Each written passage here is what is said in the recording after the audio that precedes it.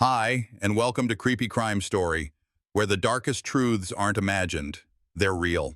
Macon, Georgia, late morning, June 30th, 2011. A law student's desk sits primed for the bar exam, color-tabbed outlines, a drying coffee ring, a laptop at rest. Within minutes, a routine welfare check at Barrister's Hall hardens into a major crime inquiry. Later that night, the medical examiner will begin the questions only evidence can answer.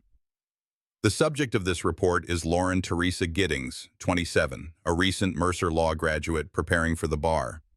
First responders arrive for a welfare check after friends and family report unusual silence. The hallway is quiet. The doors are secure. No alarms are triggered. Officers document entry attempts, contact management, and move to protect potential trace. Logs start immediately. Time in, personnel on scene, and the first still photographs of common areas. Inside Lauren's apartment, the tone is clinical and restrained. A muted television. Study materials open, highlighters uncapped, a cell phone charger connected at the wall but no active device in view. Mail stacked, unstirred, no forced entry observed at doors or windows. No obvious ransack. Items of value appear undisturbed. These are quiet anomalies, the kind of ordinary details that stand out precisely because they are ordinary and frozen in place. The canvass begins in parallel. Neighbors are contacted on both sides of the corridor. Names and unit numbers are recorded. Building management provides basic access logs and confirms routine maintenance schedules. Friends who initiated the welfare concern are asked to narrow the last live contact window. The emphasis is procedural. Secure the environment, document what is present, and note what is conspicuously absent. Negative evidence, no forced entry, no recent outgoing messages, does not prove anything by itself, but it tightens the box. Investigators will work inside. Within minutes, the perimeter expands to exterior areas adjacent to the complex. In one sentence only, per protocol, a human torso is recovered near the building, the immediate area is sealed, and the medical examiner is notified. Chain of custody begins on scene with evidence numbers assigned, handlers identified, and a transport plan drafted. No further depiction is necessary here. The body will be treated as a scene of its own authority in the next phase. Back inside, the documentation continues. Photographers capture every fixed feature. Technicians note temperature, lighting, and the state of appliances.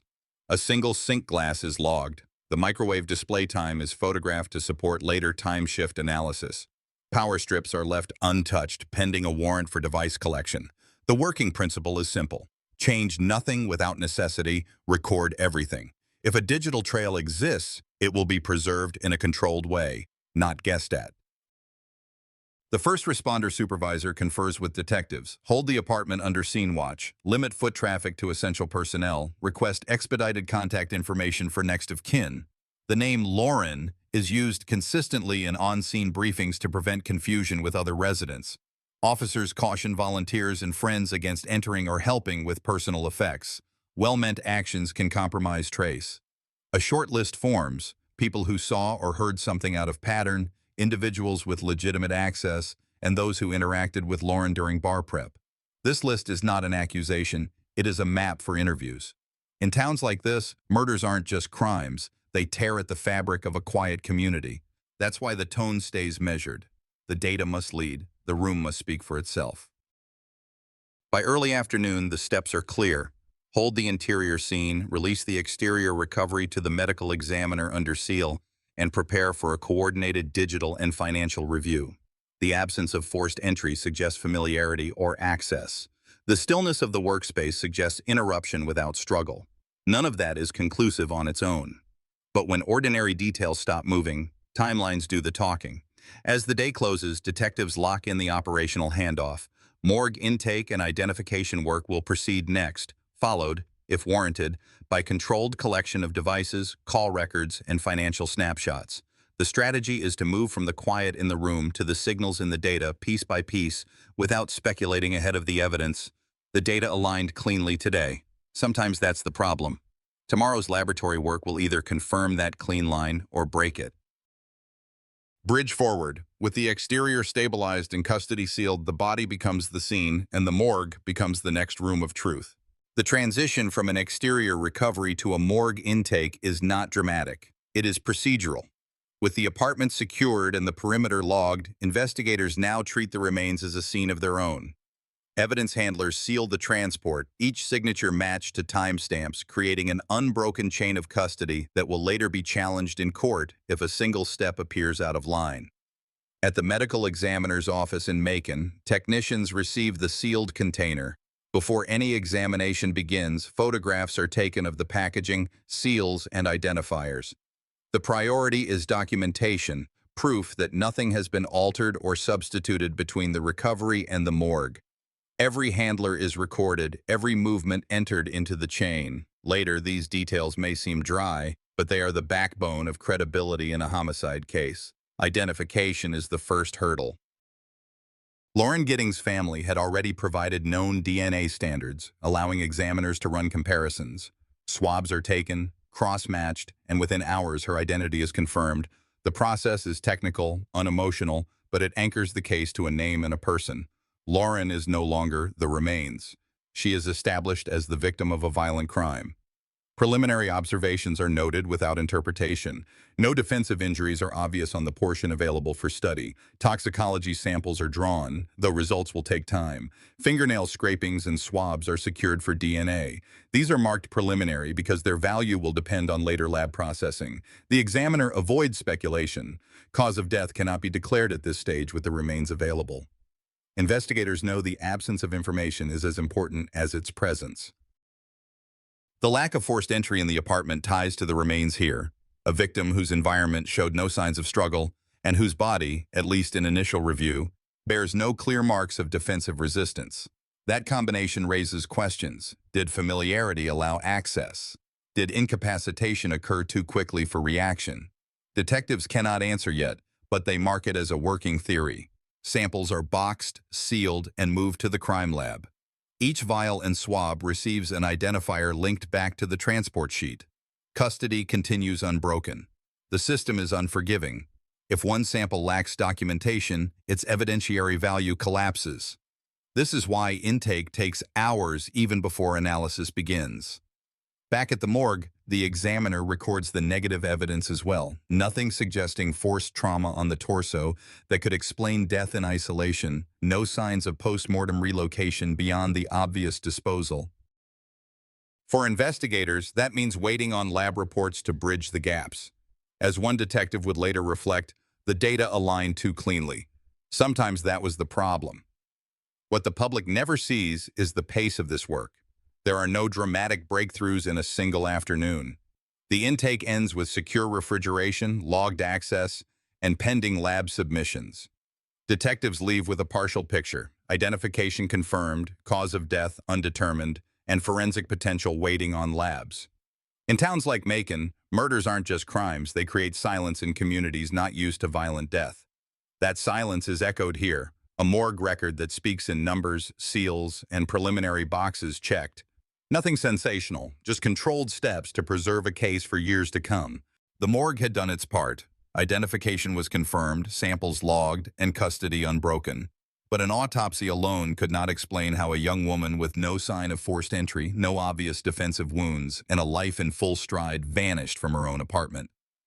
To understand the pattern of what happened to Lauren Teresa Giddings, investigators now turn to her digital and financial footprint. This was 2011, an era when smartphones were not yet the forensic gold mines they would later become, but call detail records, voicemail systems, and email traffic still created timelines as rigid as a clock.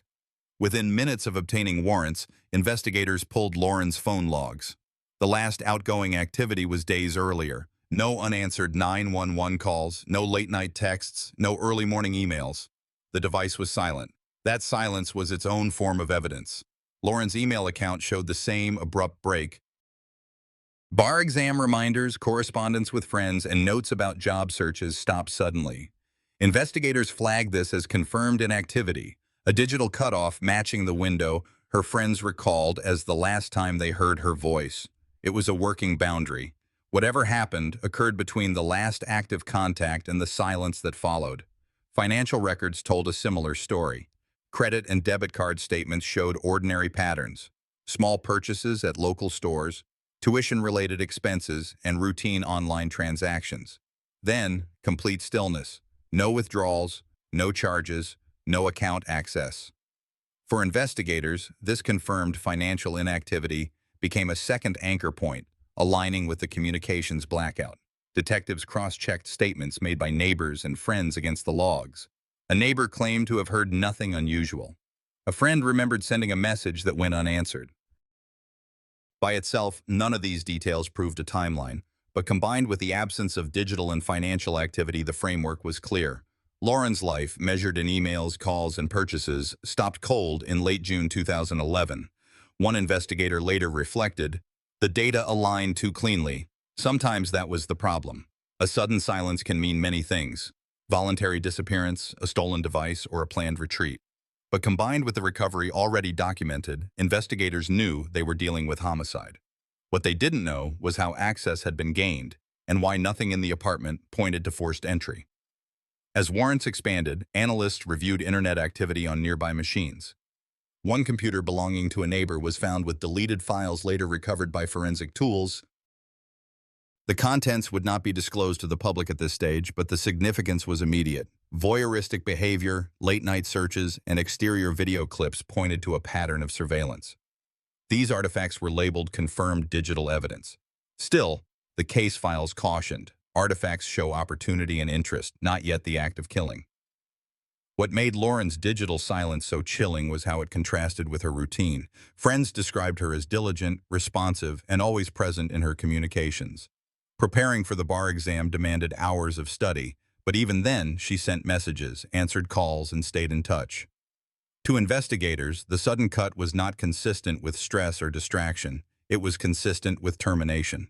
Financial investigators added another layer. There were no unexplained withdrawals or large purchases that might suggest robbery. Her accounts remained intact, balances unaltered. That absence, the lack of financial motive, narrowed theories further. This was not opportunistic theft. It was access without theft, interruption without struggle, silence without warning. From a procedural standpoint, the digital and financial data did more than draw timelines. They eliminated alternative theories. No secret travel arrangements, no hidden transactions, no sudden ticket purchases. Lauren had not gone anywhere of her own accord. Her life ended in Macon, Georgia, in her apartment, with evidence pointing towards someone who knew her environment well enough to bypass forced entry. The forensic team compiled these findings into a sequence. Confirmed inactivity on phone and email after late June 2011. Confirmed financial silence aligning with that same period. Digital artifacts recovered externally suggesting surveillance and fixation. Negative evidence, no forced withdrawals, no signs of robbery. Each item pointed toward premeditation and access based on familiarity, not chance. But the digital trail was only one half of the equation. To understand how Lauren became vulnerable, investigators needed to examine her routine, her relationships, and the structure of her daily life. Only then could they match the forensic silence with the human context. In towns like Macon, where violent deaths among young professionals are rare, the community wanted answers as much as investigators did. Friends were interviewed again, this time with the hard edges of digital timelines confronting memory. Did anyone notice when her email went quiet? Did neighbors see light in the apartment when they should not have? Was there someone with both opportunity and knowledge of her schedule? The digital silence made clear what was missing. The next phase had to show what patterns Lauren lived by and where those patterns might have been breached. The next lane was personal without becoming speculative. Learn Lauren's rhythm so we can see where it snapped. Lauren Teresa Giddings was 27, a recent Mercer Law graduate living at Barristers Hall, a student-heavy complex a short walk from campus in the courthouse district in Macon, Georgia. Friends describe a narrow routine shaped by bar prep, early reading blocks, timed practice sets, short gym visits, and quick grocery runs, usually before dark. Her calendar and email threads show predictable study windows and minimal social outings in late June. She responded quickly to messages, returned calls the same day, and kept appointments. This predictability is not color, it is investigative value. When people keep the same schedule for weeks, deviations are obvious. Investigators reconstructed her movements from classmate interviews, receipts, and campus access notes. There is no sign she planned to travel, meet someone late, or break study blocks for entertainment. Her communications reflect short, practical exchanges, study plans, reminders, and check-ins with family. That means any gap is meaningful. When her phone and email went quiet, it did not match stress or exam fatigue. It matched interruption. The apartment was small, functional, and consistent with the student's budget. Kitchenette, living area with a work desk, bedroom off a short hall. There were no dogs to trigger alarms, and no roommates to provide a rough alibi window. The nearest exterior trash area, later secured by officers, sat within a short walk of her building's back staircase. Sightline checks by detectives showed that someone familiar with the layout could move from units to the stairwell to the exterior without crossing long public corridors. That matters for opportunity. Less exposure, fewer cameras, fewer chances to be noticed. Key control at the complex became a structured topic instead of gossip. Management explained how master keys were stored and checked out, who had access, and when maintenance entries were scheduled. Investigators asked for logs, sign-out sheets, and any policy deviations. If a master key existed, and if it could bypass a deadbolt, that fact belonged in the working column until documentation confirmed it. The apartment's door hardware was photographed, and management was told not to change locks until forensic technicians finished their tests. It's a simple safeguard. Small acts like rekeying can complicate statements about fit, wear, or prior entries. Detectives also mapped proximity. Barristers Hall bundled law students together, classmates above and below, across and next door. That social compression can cut both ways. It fosters mutual help and also gives many people plausible reasons to knock, borrow, or check in. Interview teams asked the same straightforward questions in every unit on Lauren's Hall. When did you last see her? Did you hear anything unusual? When were you in the corridor? And who else was around? The wording stayed neutral. Leading questions introduced doubt later. Neutral questions age well in a transcript. Her friends consistently described a safety-conscious person. She locked doors, avoided late-night errands, and walked with others when possible. The apartment's interior confirmed that mindset. No unlatched windows, no patio left ajar, no pile of discarded mail suggesting neglect. If an intruder forced entry, the door or jamb would likely show it. They did not. If someone she trusted let themselves in with permission, there would be messages or signs of planning. There were none. What remained was the third lane investigators hate to consider but must. Access without invitation, because the lock meant less than it should have. That is not a conclusion. It is a fork in the map marked working. Victimology also addressed relationships without drifting into rumor. Friends, classmates, and colleagues were asked about arguments, financial strain, jealousy, threats, or stalker-like behavior. The digital review already established voyeuristic artifacts from a nearby device. Interviews now tested whether Lauren had reported being watched or feeling unsafe before her disappearance. Several friends recalled ordinary bar exam stress, but no confessions of fear. That absence is a fact, not proof of comfort. Many victims do not report low-grade surveillance because it feels ambiguous until it isn't. The study desk mattered more than it seemed. The materials were set up for a timed block, not packed for travel. A half-finished drink, a plugged-in charger, and notes left mid-topic all point to interruption rather than departure. Investigators teach new detectives to respect frozen routine. When the life you're looking at has stopped mid-task, ask who had the least resistance pathway to stop it. Social familiarity is one pathway. Key control is another. Without overstating it, the building's culture is relevant. Law students live under the same exam clock and trade casual trust, borrowing outlines, swapping printers, commiserating in hallways. Interviewers logged who regularly visited whom and at what hours, then stacked those patterns against the digital silence window. They also asked management about security cameras. In 2011, at small complexes, coverage could be sparse or limited to entrances. Where cameras existed, time drift and poor angles often meant you used them to disprove broad claims. No one came in the front entrance at 3 a.m., rather than to identify a face. If footage was present, analysts synchronized it with call detail timestamps so that each minute either held an image or proved a gap. Victimology had one more job: protect Lauren from becoming an object in her own story. That is not sentiment. It keeps the inquiry honest. Detectives avoided building theories around personality judgments. Instead, they asked how her habits created or reduced risk. Living alone increases risk. Predictable routines increase risk. A high-pressure exam window can isolate a person. Combined, those factors create opportunity for someone who understands the environment. The team also revisited the apartment's interior with victimology in mind. If Lauren typically kept the door chained, did the chain appear used? If she preferred a certain chair or study position, did the chair show signs of movement inconsistent with her height or reach? Small questions like that are not dramatic, but they turn quiet anomalies into practical leads. If nothing inside contradicts the story of controlled access, attention returns to people with knowledge of the space, neighbors, classmates, maintenance personnel, anyone with reason to know her schedule. A brief human line belongs here because it helps viewers track the stakes without turning the narrative into elegy. A young attorney in waiting, known for discipline, taken from a workspace that should have protected her. Communities feel crimes like this not because of headlines, but because they violate the agreements quiet neighborhoods are built on: work, rest, and privacy inside your own door. Dignity in reporting means acknowledging that without using it as proof.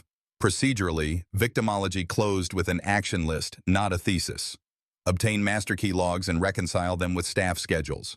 Re-interview nearest neighbors with the digital blackout window in hand.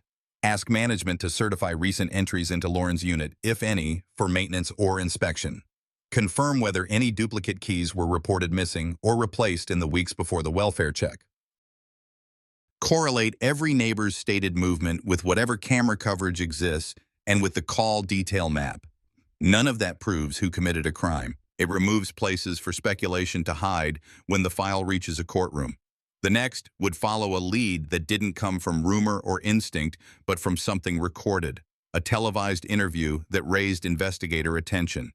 Not because television solves crimes, but because people sometimes reveal more than they intend when they speak on camera. Like everything else in this report, it becomes a lead only when paired with paperwork. The next step didn't come from lab chemistry. It came from a camera pointed at a neighbor. Local crews were at Barrister's Hall the afternoon the perimeter went up. A law classmate who lived next door agreed to speak on record as a concerned friend. The interview started as routine background: how well he knew Lauren when he last saw her, why everyone was worried. Midway through, the reporter relayed the recovery already documented by police. His demeanor shifted: voice, posture, eye focus.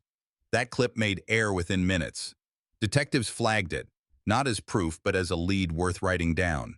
Media footage can help or hurt an investigation depending on how it is used. The team treated the segment like any other witness statement. Transcribe it, timestamp it, compare it with earlier canvas notes, and check for conflicts with the emerging digital window. The interview created articulable facts that justified the next procedural move: warrants. Proximity, routine access to the hallway, and observable behavior under questioning formed the base. The warrant applications were drafted to survive a suppression hearing. The language avoided adjectives and stuck to verifiable items: residency next door, on-camera statements, and the timeline anchored by communications and financial silence. When the warrants came back, the execution sequence followed policy. First, a knock and announce, then entry documented by video.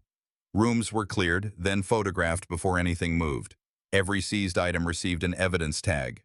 Computers were prioritized because analysts had already seen exterior peeping clips in recovered files tied to a nearby device during broader digital screening. These computers would go straight to the lab under seal for imaging. The goal was to preserve whatever the user had tried to delete and to map creation dates to the window defined by Lauren's last confirmed activity. Interview teams worked in parallel. The neighbor who'd spoken on camera sat for a recorded conversation at the station. Advisements were read and a waiver obtained. The early questions were narrow: clarify last in-person contact, routine walking paths, where he was during the hours that now mattered. Investigators kept the tone neutral.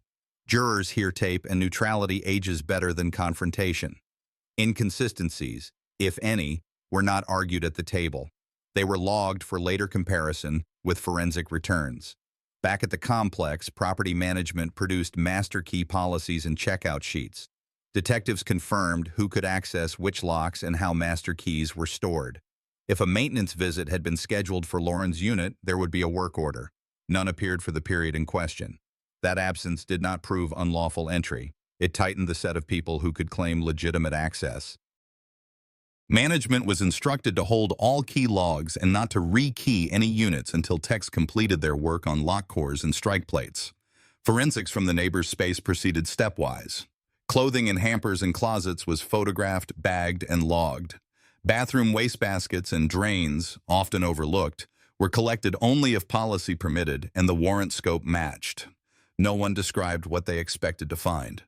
The language in the file stayed inside the fence: collect, preserve, compare. Anything else compromises credibility. The computer seizure was the most important part of the day. Devices were transported in Faraday sleeves to prevent remote alterations. At the lab, analysts started bit-for-bit imaging, then triaged artifacts by type: video, images, browser history, recent deletions.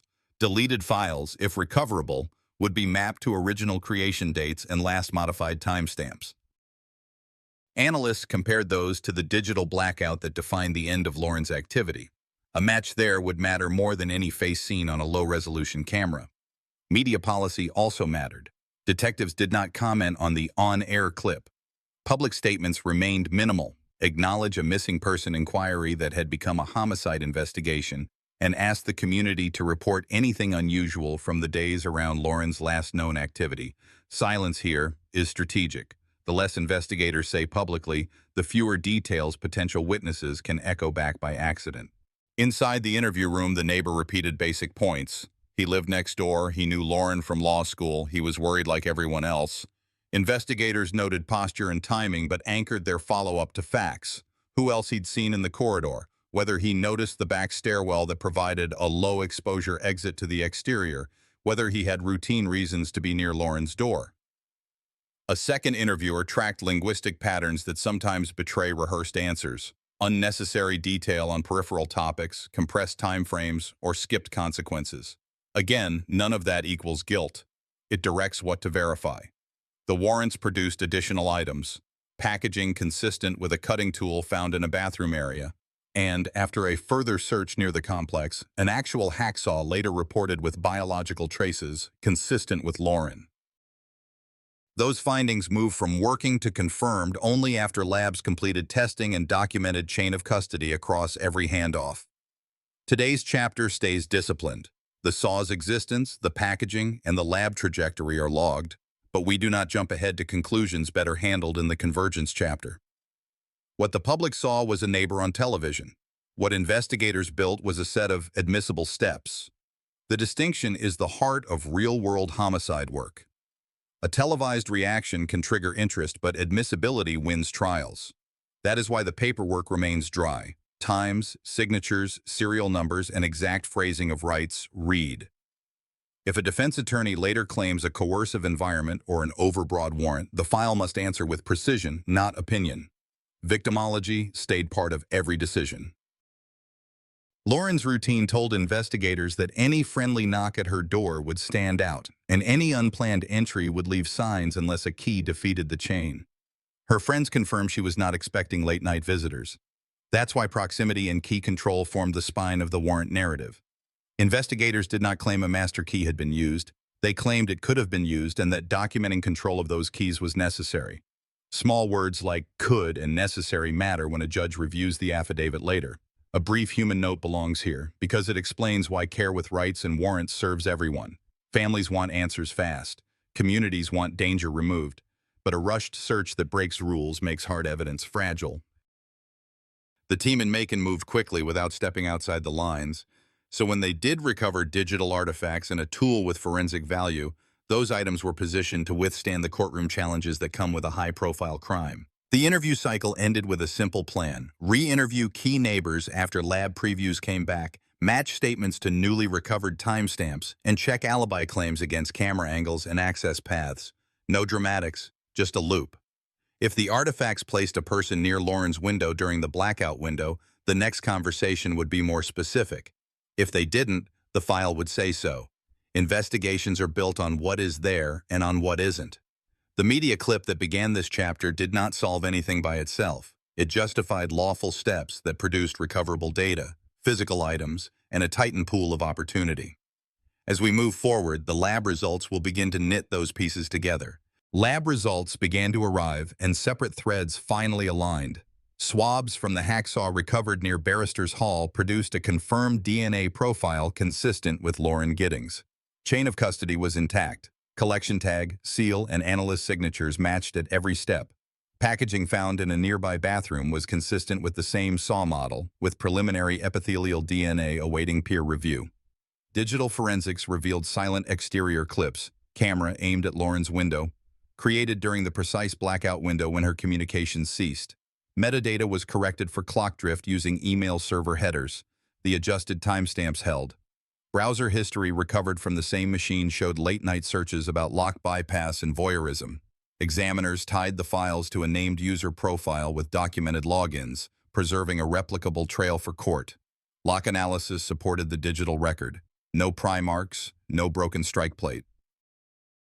No forced entry was documented, leaving master key access as a working theory. Management produced a key log, imperfect but admissible for follow-up. Financial records stayed flat, confirmed inactivity during the same window, removing voluntary departure as a viable theory. The medical examiner's findings remained limited. With only a torso, cause of death was undetermined, but tool characteristics were consistent with a saw. Combined with the lab match, this anchored the timeline without overstating motive or intent. By this point, 3 strands reinforced each other: DNA on the saw, digital surveillance directed at Lauren's window, and negative evidence on forced entry. Together, they built a structure sturdy enough for a charging theory. Investigators documented it in a synthesis memo, keeping every label precise: confirmed, working, preliminary, negative. That discipline is what keeps a homicide file from collapsing under defense scrutiny. Precision may sound clinical, but it is how investigators keep faith with the victim. Convergence is not speculation. It is proof that different artifacts point to the same truth. The next step would be translating this convergence into a probable cause theory solid enough to survive court challenges. The focus shifted from gathering evidence to building a case that could stand in court. Prosecutors and investigators assembled a clean, factual narrative. Lauren Giddings, 27, law graduate, found deceased in Macon, Georgia. Suspect, Stephen McDaniel, neighbor and former classmate. The charging file emphasized confirmed DNA from a saw, confirmed surveillance clips aimed at Lauren's window, and negative evidence of forced entry. Preliminary items like epithelial DNA on packaging were marked clearly. Each artifact was tied to chain of custody logs, ensuring admissibility. Venue was set in Bibb County Superior Court. Interagency roles were defined. Macon PD handled collection, GBI ran lab tests, and the DA prepared motions. The probable cause document avoided speculation. It laid out access, opportunity, and aligned timelines. The medical examiner listed cause of death, undetermined, yet prosecutors argued homicide through circumstantial strength, digital blackout, physical evidence, and dismemberment consistent with a cutting tool. Georgia law recognizes murder can be proved without a pinpoint mechanism when the net of facts is complete. The state anticipated suppression challenges. Warrants were detailed, Miranda warnings recorded, and device imaging verified. The file spoke with one voice: precise, technical, and ready for trial or plea. Court records in Bibb County show the process ended with a plea, not a contested trial. After motions to suppress failed, Stephen McDaniel admitted in 2014 to killing Lauren Giddings in her Macon apartment. The plea closed gaps the autopsy left. Cause of death remained undetermined medically, but his admission established intent and method. The judge imposed life in prison with parole eligibility after 30 years. Lauren's family gave impact statements, speaking to loss and betrayal within a law school community. The court maintained order. The sentence carried the legal weight. Aftermath was procedural. Tighter master key logs at complexes, stronger campus safety briefings. Forensics, digital silence, and chain of custody remained consistent. No alternate versions, no conflicting endings. Telling Lauren's story reminds me how fragile safety can be, even among people we think we know. What happened in Macon was not only a crime, but a warning that vigilance matters, in our homes, in our communities, and in our trust. Justice came, but the cost was a life full of promise. I wonder, how do you believe communities can better protect young people stepping into adulthood? Share your thoughts below, and if this story touched you, let me know where you're watching from. If you'd like to hear more cases like this, don't forget to subscribe to the channel so we can walk through the next story together.